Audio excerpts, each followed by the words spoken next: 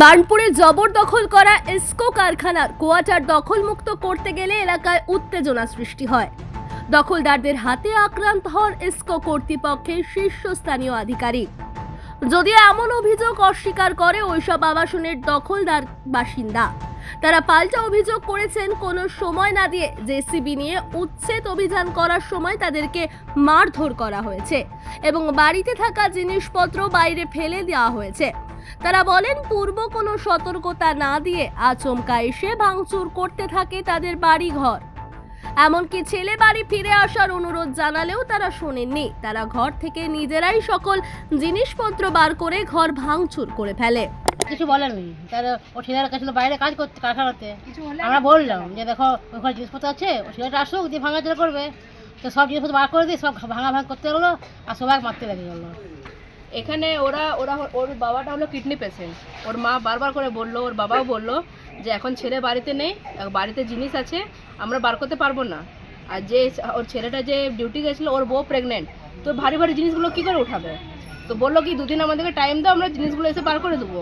তো ওরা কারোর কথা না শুনে পরে বললো কি আপনারা এখানে বসুন, আমরা কাজ করে নিচ্ছি। ওরা নিজেরা ঘরে ঢুকে পড়ে জিনিসপত্র বার করে দিল, গাড়িটা বার করে দিল, দিয়ে বুলডোজার বলে পরে গাড়ির ঘরটা ভেঙে দিল।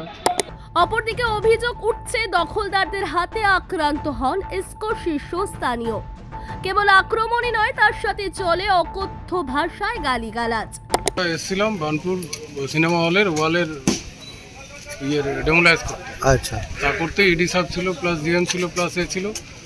আমরা যে খালি কোয়ার্টারে একটা ওই 67/1 হ্যাঁ, বলে ঠিক আছে এই কোয়ার্টারটা খালি রয়েছে, ওদের পারমিশন নিয়ে এখানে দাঁড়িয়ে রয়েছে, সবাই কাজ চলছে, জেসিবি কাজ করছে। হঠাৎ পিছন থেকে বিকাশ ঠাকুর আর ওর বাবা ঠিক আছে ইডির গায়ে হাত ওঠাতে গেছে। স্থানীয় কাউন্সিলর অশোক রুদ্র বলেন ইসকো কর্তৃপক্ষ আগে থেকেই নোটিশ দিয়েছিল এবং জানিয়েছিল যে এখানে বহু কোয়ার্টার অবৈধভাবে দখল হয়ে আছে এবং স্থানীয় কাউন্সিলরের কাছে তারা সহযোগিতা চেয়েছিল। তবে তিনি এও বলেন আবাসন খালি করার পরিকল্পনা নিয়ে আসা তাদের উচিত হয়নি, তাহলে এমন পরিস্থিতি সৃষ্টি হতো না।